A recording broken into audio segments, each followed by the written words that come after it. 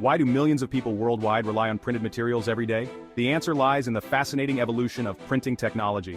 Our story begins in 200 CE with woodblock printing in ancient China, where artisans carved intricate designs into blocks of wood. Fast forward to 1040 CE, and we have the invention of movable type, which allowed for reusable characters and faster printing. Then came a game-changer in 1440 CE, Gutenberg's printing press, revolutionizing the production of books and making them accessible to the masses. By 1796, lithography emerged, allowing for high-quality prints with incredible detail. In 1843, the rotary printing press took center stage, enabling the mass production of newspapers at an unprecedented speed.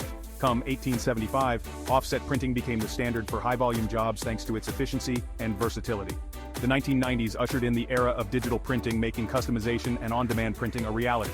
And let's not forget 3D printing that started in the 1980s, pushing the boundaries of what we can create, layer by layer. From woodblocks to 3D printing, these innovations transformed our world. Like, share, and subscribe for more tech journeys.